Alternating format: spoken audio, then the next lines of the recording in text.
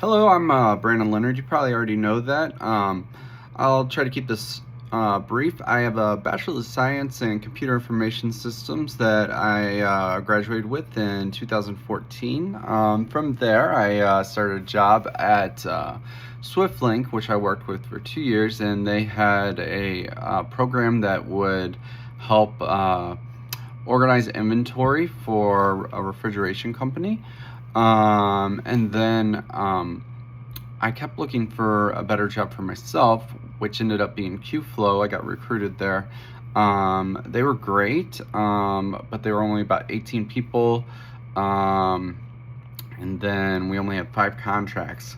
Not good, because at the end of this year we lost 2, and that means people are leaving. That's kind of a little bit about my professional background, besides the fact that I do want to tell you about what I did there. I worked from Tier 1 to Tier 3. They called me a systems engineer when I got there because I worked on the back end, did a little bit of SQL queries. I deployed our program, I deployed our APIs. I did printer work, a lot of bug fix, and I did UAT testing, regression testing, smoke testing, a lot of different things. So for this next role that I'm looking at with you guys, I'm looking at probably 55 to 60 a year. And let's see, so I'm going to walk you through my onboarding plan and the trade-offs I made to keep it one page on my assessment. And to keep it one page, I kind of just looked at it, and I got all my answers that I wanted, and I looked at them and I found out that they were all correct the way I wanted them.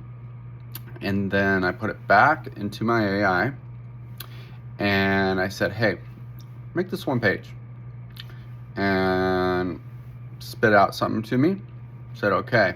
So, you can't always trust AI. I went into Word, put it in there.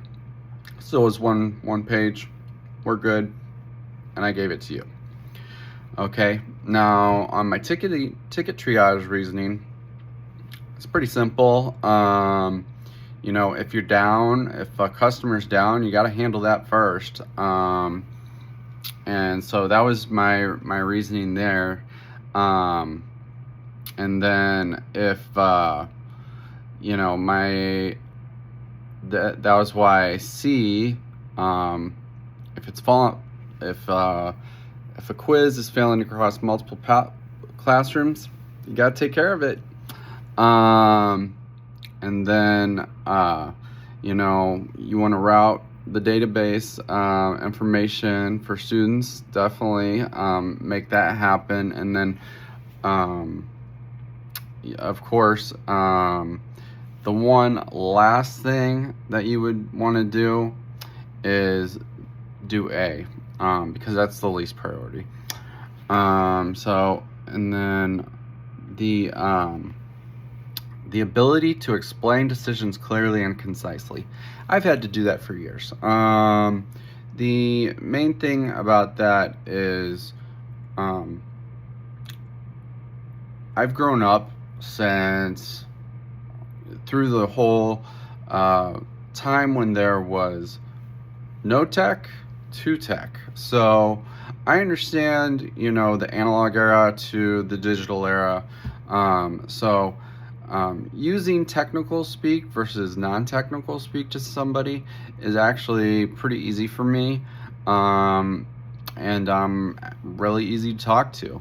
I'd love the chance to talk to you personally, and not just my phone. So if we could do that sometime, that'd be great, and I'd love to share a little bit more with you. Thanks for this opportunity.